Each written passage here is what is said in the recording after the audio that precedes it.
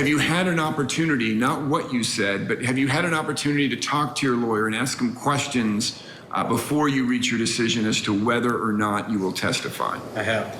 Do you need any additional time, Mr. Tower, to talk to your attorney before you tell me what your decision is? Do not. Okay. And have you reached a decision? Yes. And what is your decision? I want to testify. He did. He wanted to testify, and he did. He got up there on the stand yesterday, and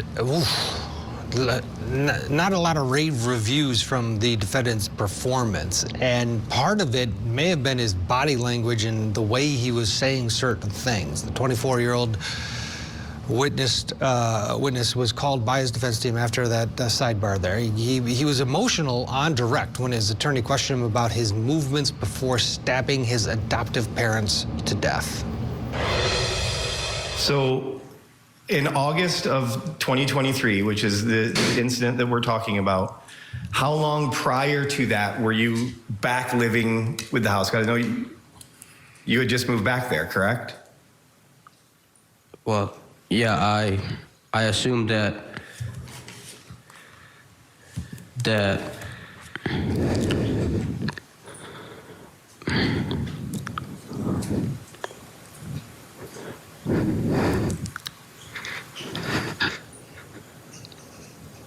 Do you know him, Mr. Tower?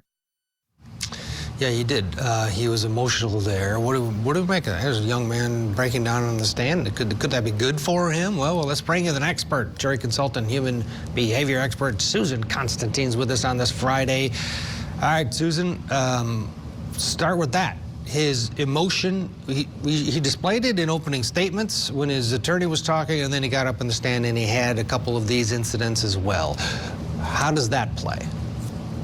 Well, first of all, I want to kind of back up a little bit. And what we're seeing is that long pause when he was asked the question. You could see a lot of movement in his mouth. So that's showing a lot of high emotional stress. And what he's thinking about is how he's going to answer that question. Because right now, or at that moment, he had many different angles he could have taken. He had many different thoughts and thinking patterns. So in experiences that he had, and he was trying to figure out which one he was going to draw out first. And then what happened was there was what we call an emotional flooding. And when you have so much, your cognitive or your emotion issues or emotionality is really high, you lose cognition, and then he kind of breaks down, and that's when he starts to cry. So that's what I'm seeing is what we call emotional flooding, and it's just because he has got way too much that he's dealing with as it relates to cognitive load. Yeah, and so on direct, there was a lot of sad Dima. On cross, turned into angry Dima. Take a listen. But as a human being, you walked into your father's bedroom with your mother sleeping next to him. The parents that brought you over here. Objection, argumentative, compound question. these people were not my parents. Hold on. I'm going to overrule the objection. It's a bit compoundish, but I'm going to allow it. You may continue with your question. Thank you. The parents that brought you over here to this country, and you weren't thinking anything. These people were not my parents. I mean, just the bull-like breathing. Yes. What did you pick up on? Well, that's exactly what was happening, is because you could see his flaring of his nostrils, and they got really tight. That's an aggressive emotional expression, okay? So with that heavy breathing, the flared nostrils, this is what we see before a person is attacked. This is called preeminent attack aggressive behavior. So you can imagine what those parents saw right at that moment. He's detached, he's angry, he has low EQ, he doesn't make eye contact. There is no emotionality whatsoever. He's very guarded. He's got guardrails all around him, and he attacks the questioner. He attacks the question, he attacks the questioner, and he's very controlling and very dominant. And that is what is seen as overall demeanor, and that's what the jury is going to see, or is seeing. And that, you know, the way he's saying it, his mother, and his words, he's attacking the victims, the dead people, and that's not going to fly with a jury. Not at all. And that's one of the deception detective tactics that people use is they don't want to take ownership. So what they do is they attack the question or they attack the questioner. And he consistently does that because this is what he has created these guardrails and he wants control and he wants his word taken, his words to be heard. But on the other hand, this is not going to land well with the jury because they're going to see this guy is really troubled. He's dangerous and they can't make a decision of whether to leave him in or out because bottom line is he's a murderer and he also fits the mold of what you would expect what a murderer would look like. Here's more from Tower on Cross as the state questions the defendant about his life with Rob and Jennifer Tower.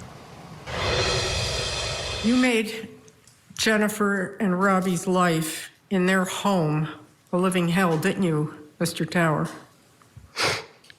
Again, there was a lot that went on. Yes. Yes, but Yes. some adults don't know how to be Yes. parents. Yes. You made their life a living hell. Yeah, no, I didn't. There's some adults don't know how to be parents. You don't know what you're talking about. In fact, I came from a harsh environment. many people come from a harsh Yeah, environment but and they don't you gotta kill know their parents. you gotta know how to treat those people correctly so they grow up properly. Oof, what do you pick up there, Susan?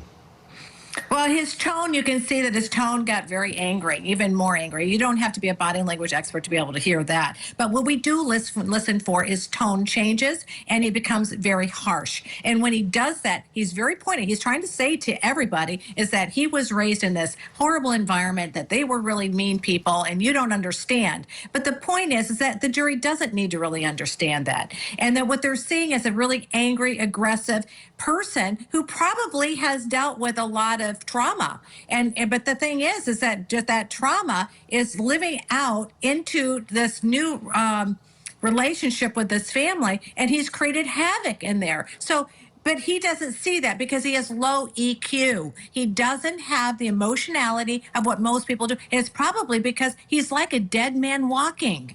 Interesting. Yeah, he basically put himself on display. He put that murderer, that savage murderer, on display for the jury. And from a juror's standpoint, we all as human beings are reacting to all stimuli. And boy, there was a lot to absorb there. For a lay person watching that, there had to be a reaction, like fear almost, seeing this dude on the stand acting like a maniac. Yeah, absolutely, because people, human beings, are naturally pick up the energy and the emotions of other people, and that tone, the facial expressions, the sniffing, right? The sniffing, the aggression, and all of that, and the tone and the control that he has. They are like living right there and seeing what that family went through, and so he's not doing himself any favors whatsoever. It's sad because I'm sure that something horrific has happened, and he's built up walls and guardrails and all of that. But I don't think that's going to be a mitigating factor. Someone like this, do they change over time? He's going to prison for possibly the end of his life. Is he going to be angry Dima the rest of his life, or as you mature and get out? What is your experience in seeing in terms of people morphing? You can de-escalate. The problem is this already gone too far. So when you think about the Center for Aggressive Management actually talks about this, and that's Dr. Barnes, and if had they caught this on early and learned how to de-escalate and get him the proper medical psychological help that he had, yes, you could minimize it, because what you're dealing with is a lot of trauma and abandonment, and that's really what I'm seeing here. This person felt rejected and abandoned. He mentioned, right? They wanted a little girl. First of all, then they ended up with a boy. So he already went into it already feeling like, you really didn't want me, did you? They didn't want me. You don't want me. And that is why he's created all these guardrails. But had he gotten the proper treatment, he probably would have been a lot better off than he is right now. So I don't know what happened here, but obviously he's failed himself, and his parents probably had no clue how to fix it. Oh gosh, I mean, his after watching him, you have to feel so bad for these people. They did what they thought was a wonderful thing, bringing in a kid that needed a home, and that's what they got.